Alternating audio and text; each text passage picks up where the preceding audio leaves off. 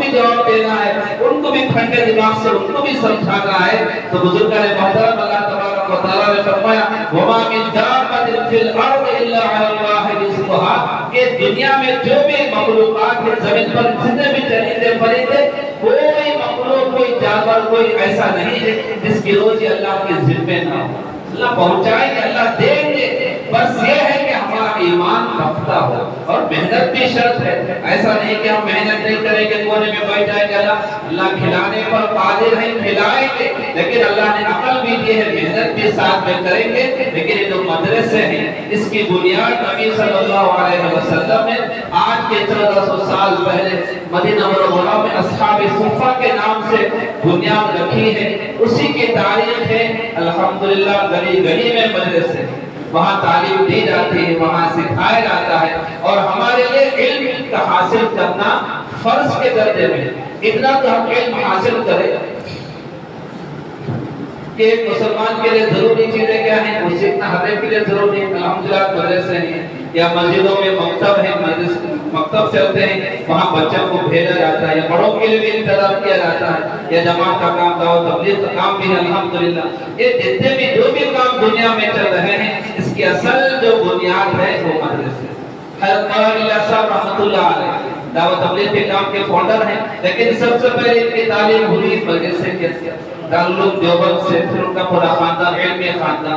تو کوئی بھی کام دنیا میں چل رہا ہے دین کے لحاظ سے، لیکن سب سے پہلے جو بنیاد ہے وہ مدارس۔ تو مدرسوں کے اندر اس کی اہمیت کو بھی سمجھنا، اس کی تعلیم کو بھی ضروری سمجھنا، اعتراض کرنے کی ضرورت ہے، وہاں یہ سکھایا جاتا ہے۔ ضرورت سب سے پہلی چیز کیا ہے کہ ایک میڈیکل کالج ہے، انجینئرنگ کالج ہے۔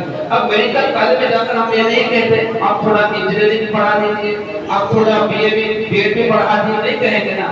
میڈیکل کالج میں صرف میڈیکل کی تعلیم ہوتی ہے، انجینئرنگ کالج میں انجینئرنگ کی تعلیم ہوتی ہے، بی ایڈ کالج میں بی ایڈ کی تعلیم ہوتی ہے۔ اب وہاں جا کر بی ایڈ کی کالج میں آپ تھوڑا میڈیکل بھی پڑھائیے کہیں گے جا کر وہاں سب، لیکن مدارس کے اندر وقت کی ضرورت، انگریزی کنڑ سب پڑھایا جاتا ہے، سب سکھایا جاتا ہے، لیکن جو غالب ہے وہ دین کا علم ہے، دین کا علم۔ قرآن کو یاد کرنا، قرآن کو سمجھنا، پھر اسے دین کی حفاظت کے لیے دوسروں تک کی حفاظت ذریعہ بنا۔ ایک مخصوص طبقہ ہے، مخصوص لوگ وہاں پڑھتے ہیں۔ اب جب مدرسے جو بچے نہیں جاتے آپ ان کو ڈاکٹر بنائیے، انجینئر آپ جو بنانا چاہیں کوئی منع نہیں کرتا۔ اگر میں بیمار ہو گیا ڈاکٹر ہی کے پاس جانا پڑے گا، گھر کی ضرورت پڑے کسی انجینئر کے پاس جانا پڑے گا۔ تو ہر چیز کے لیے سمجھانے بولنے کی زیادہ ضرورت نہیں ہے۔ بزرگان محترم، ہر ایک کا ایک لائن ہوتا ہے، اس حساب سے آدمی کام کرتا ہے، اسی حساب سے ہم لوگوں کو ساتھ بھی دینا ہے۔